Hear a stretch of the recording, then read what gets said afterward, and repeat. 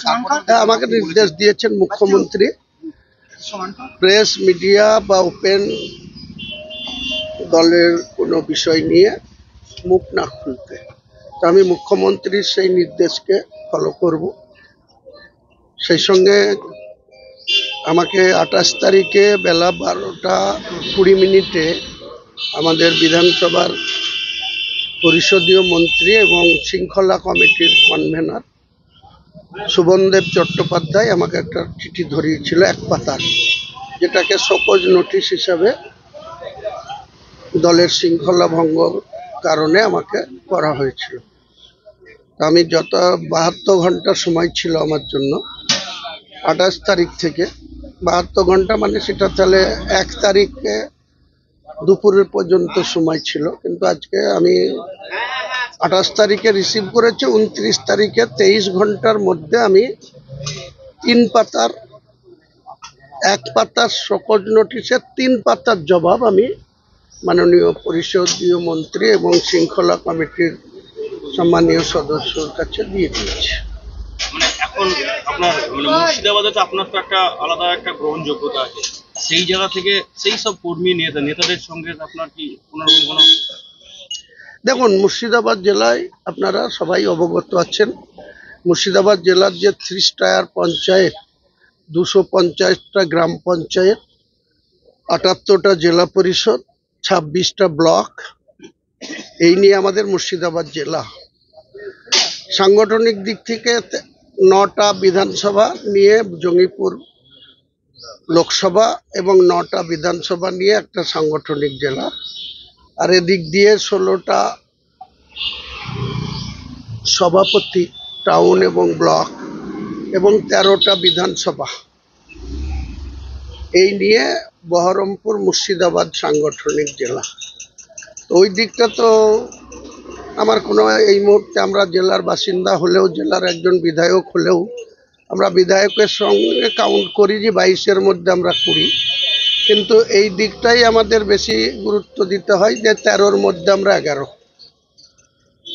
13-র মধ্যে আপনারা জানেন যে 64 মুর্শিদাবাদ আর 72 বহরমপুর, এই দুটো বিজেপি জিতে আছে, আর আমরা বাকি 13-র মধ্যে 11টা জিতে আছে। সে 11-র মধ্যে কাঁদি সাব ডিভিশনে 4, Berhampore sub division, Domkal sub division, Murshidabad sub division, total মিলে 13টা। তো সেই 13টা বিধানসভার মধ্যে সবাই জানেন আপনারা যে 2023-এর ত্রিস্তর পঞ্চায়েত নির্বাচনের সময় এখন যিনি সাংগঠনিক সভাপতি আছেন, তখন তিনি অ্যাডহক হিসাবে চেয়ারম্যান ছিলেন, এবং ছাউনি সিংহ রায় তখন এই সাংগঠনিক জেলার সভাপতি ছিলেন। এই যে শৃঙ্খলার প্রশ্নটা দেখা দিয়েছে হুমায়ুন কবিরকে নিয়ে, এত রাজ্যের শৃঙ্খলা কমিটিকে সক্রিয় ময়দানে নামতে হচ্ছে। তো আমি মুর্শিদাবাদ জেলার একজন কর্মী হিসাবে, বিধায়ক হিসাবে বারবার আমাকে নেতৃত্ব সতর্ক করেছে। আমি কখনো কখনো সেই সতর্কের গুরুত্ব দিয়ে ওপেন দলের স্বার্থে কোনো মুখ খুলিনি, কিন্তু আমি দিশাহীন হয়ে গেছি যে এই সাংগঠনিক জেলায় যারা বর্তমানে একজন প্রেসিডেন্ট আছে, একজন চেয়ারম্যান আছে, এদের সংগঠনের ক্ষেত্রে কি কাজ, সেটা আমি বিধায়ক হয়েও তাদের 2023 সালের পঞ্চায়েত নির্বাচন থেকে 2024 সালের লোকসভা 4 জুন রেজাল্টের দিন, আজকে নভেম্বর মাসের 30 তারিখ, আর 31টা দিন আছে, এই বছর শেষ হয়ে যাবে। কিন্তু আপনারা যান তৃণমূলের জেলা পার্টি অফিসে, সেখানে কি কাজ হয়, কি কর্ম হয়, কোন গ্রামের মানুষটা এসে তাদের কাছে পরিষেবা পায়, কোনো কিছু নেই। অথচ তেনারা রাজ্যের ক্ষমতায়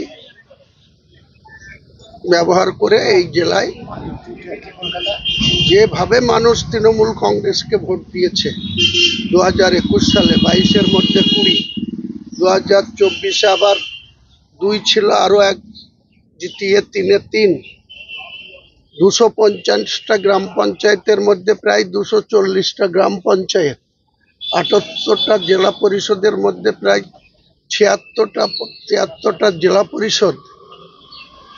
মুর্শিদাবাদের মানুষ যে তৃণমূল কংগ্রেসের উপরে আস্থা রেখেছে নেত্রীকে দেখে, মমতা বন্দ্যোপাধ্যায় আর নাম্বার 2 অভিষেক বন্দ্যোপাধ্যায়কে দেখে। এরা দুজন যে ক্ষমতায় বসে আছে, এরা কি জবাবদিহি করতে পারবে? তো গ্রাসরুটের রাজ্য রাজনীতি অভিষেক ব্যানার্জিকে আপনি যে জায়গায় দেখতে চেয়েছেন, যে প্রস্তাবটা দিয়েছেন, সেটা তো অনেকেই গ্রহণ করেছে। আপনি কি সেই স্ট্যান্ড পয়েন্টে আছেন? আমি এসব নিয়ে কোনো কথা বলবো না, কারণ আমি কবে বলেছি কি বলেছি সেটা রেকর্ডেড, এবং তাই নিয়ে আমার আর পুনরাবৃত্তি করার কোনো জায়গা নেই। আমি আবার সময় আসবে, তখন যথাসময়ে সময় মতো আমার বক্তব্য যেখানে বলার দরকার নেত্রীকে বলার দরকার, কারণ এটা আমাদের সর্বোচ্চ নেত্রী মমতা বন্দ্যোপাধ্যায়। সেই মমতা বন্দ্যোপাধ্যায়কে আমি বলেছিলাম, তিনি আমাকে বকাও দেন, তিনি আমাকে স্নেহও করেন, তিনি আমাকে অনেক কথা বলেন, আমাকে কথা কম বলতে বলেন। আমি সবটাই, নেত্রী আমার অভিভাবক, নেত্রী আমার নেত্রী, বাংলার নেত্রী, ভারতবর্ষের মধ্যে মহিলা হিসেবে একটা বিরল নেত্রী। ইন্দিরা গান্ধীর পরে মমতা বন্দ্যোপাধ্যায়ের সঙ্গে কারো কম্পেয়ার চলে না, কিন্তু সেই সুযোগ্য নেত্রীর ক্ষমতার এই জেলায় অপব্যবহার হচ্ছে। আমি যতক্ষণ আছি, এই জেলার যে দুজন অ্যাডহক করেন না কারোর সঙ্গে কোনো রাজনৈতিক ব্যাপারে, যখন জেলাতে যদি কোনো রকম কিছু দেখেন, তখন তো আপনি কিছু বলবেন। জেলা অবশ্যই বলবো, অবশ্যই বলবো, কারণ আমি জেলার কারো তল্পিবাহক হয়ে চলিনি, চলবো না। তাদেরকে রাজ্য ক্ষমতায় বসিয়ে রেখেছে, তারা সাধারণ মানুষের জন্য কি করছে? এই যে এখন ভোটার লিস্টের কাজ চলছে, কটা জায়গায় ভোটার লিস্টের গ্রাম রুটের বুথ থেকে ভিএলিরা কাজ করছে কি কাজ করছে না তার তদারকি করার দায়িত্ব কার? যারা জেলার সভাপতি হয়ে বসে আছে, যারা চেয়ারম্যান হয়ে বসে আছে, তাদের। তারা কদিন কোন বুথের খোঁজ রাখে? শুধু হোয়াটসঅ্যাপ করে, আর তাদের কিছু চামচা আছে, তারা ফেসবুকে উল্টো পাল্টা কমেন্ট করে তারা মনে করছে আমরা দলের হিরো হয়ে বসে থাকবো। আগামী দিনে আমরা ওয়াচ করছি, রাজ্য নেতৃত্বের প্রতি পূর্ণ আস্থা আছে, সর্বোচ্চ নেত্রীর প্রতি আস্থা আছে, অভিষেক বন্দ্যোপাধ্যায়ের প্রতি আস্থা আছে। কি হচ্ছে সেটা শুধু সময়ের অপেক্ষা। দাদা বলছি, এখন মুখ্যমন্ত্রীর নির্দেশেই আপনি মুখ খোলা বন্ধ করুন। একই কথা কতবার বলবো? বললাম তো, মুখ্যমন্ত্রী আমাকে গত বৃহস্পতিবারে বিধানসভায় উনি ছিলেন, আমিও ছিলাম। বিধানসভার ভেতরে কোনো কথা হয়নি। বিধানসভা শেষ করে উনি রাঁচি বেরিয়ে যাওয়ার কথা ছিল, কারণ জানেন যে ঝাড়খণ্ডের মুখ্যমন্ত্রীর শপথ গ্রহণ অনুষ্ঠান ছিল, সেখানে ওনার যাওয়ার কথা।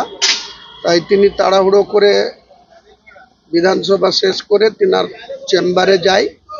অনেক বিধায়কই সঙ্গে সঙ্গে যায়, আমিও যাই কিছু কথা বলার জন্য। তিনি অন্যজনের সঙ্গেও কম বেশি কথা বলেছে। আমি যখন তেনার শরীরের খবর নিয়েছি, তখন তিনি আমাকে একটা কথাই বলেছে, হুমায়ুন তোমাকে বারবার বলেছি তুমি বেশি কথা না বলতে বলেছি, তুমি আগে শোকজের জবাব দাও, তারপরে আমি তোমার কথা শুনবো। এটাই ব্যাস। আমি তারপরের দিন, আমি সেই দিনই যখন সিএম এর সঙ্গে দেখা হচ্ছে তার 20 মিনিট আগে আমি শোকজের নোটিশ নিয়েছি রিসিভ করে। তার আগের চেম্বার হচ্ছে পরিষদীয় মন্ত্রী সুবনদেব চট্টোপাধ্যায়ের, তার চেম্বারে টেবিলে গিয়ে রিসিভ করে চিঠি নিয়েছি। তারপরে সিএম এর সঙ্গে দেখা হচ্ছে, সিএম বলেছে দলের নির্দেশ, আমি নির্দেশ দিচ্ছি তুমি শোকজের উত্তর দাও, তারপরে তোমার সঙ্গে কথা। আমি তেনার নির্দেশ মতো শোকজের উত্তর কাল বেলা 11:40-এ পরিষদীয় মন্ত্রীর ঘরে গিয়ে 1 পাতার নোটিশের এগেনস্টে 3 পাতার চিঠির জবাব দিয়ে দিয়েছি। আপনি নোটিশের উত্তর দেওয়ার পরেও আপনি মুখ খুলেছেন, এরপরেও যদি আবার আপনার বিরুদ্ধে শৃঙ্খলা রক্ষা কমিটি কোনো রকম ব্যবস্থা নেয়, ওসব কি হবে আমি ভবিতব্য নিয়ে কোনো কথা বলবো না। আমি উত্তর দিয়ে দিয়েছি, এবং আমার মনে হয়েছে আমার ওটুকু বলার অধিকার আছে। আমাকে মুখ্যমন্ত্রী যেমন নিষেধ করেছেন সেটা যেমন মান্যতা দেব, কিন্তু আমার মনে হয়েছে যে আমাকে যে কারণে শোকজ করা হয়েছিল, আমি সকজের জবাব দিয়েছি। সেই সকজের পরে কি হবে বল এখন ডিসিপ্লিনারি কমিটির হাতে।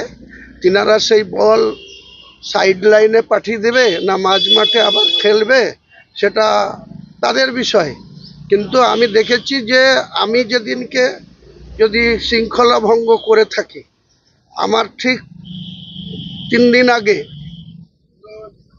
4 দিন আগে অনেক বাজেভাবে সৌগত রায়কে অ্যাটাক করেছে কল্যাণ বন্দ্যোপাধ্যায়। রাজ্যের ছাত্র সভাপতি তৃণাঙ্কুর ভট্টাচার্যকে বাজেভাবে অ্যাটাক করেছে কল্যাণ বন্দ্যোপাধ্যায়। পরবর্তীকালে কেন্দ্র কর্মসমিতির যে মিটিং, সেই মিটিংয়ে দেখা গেল যে সেই কল্যাণ বন্দ্যোপাধ্যায় আবার সেই কর্মসমিতির মিটিংয়েও তার নাম যোগ হলো এবং তিনি আবার ওই ডিসিপ্লিনারি কমিটির সদস্য হয়ে গেলেন। তাহলে তিনার ক্ষেত্রে কি নিয়ম? তিনি টাউনের নেতা, কলকাতায় বসবাস করেন, শ্রীরামপুরের সাংসদ বলে শৃঙ্খলা কমিটির ক্ষেত্রে একরকম সিদ্ধান্ত হবে। আর হুমায়ুন কবির যেহেতু গ্রাম থেকে গিয়েছে, কৃষকের ছেলে, তাহলে তৃণমূলের কি এই ধরনের সিস্টেম চালু থাকবে না নিয়ম শৃঙ্খলা সবার ক্ষেত্রে প্রযোজ্য হবে? এটাই বলেছি।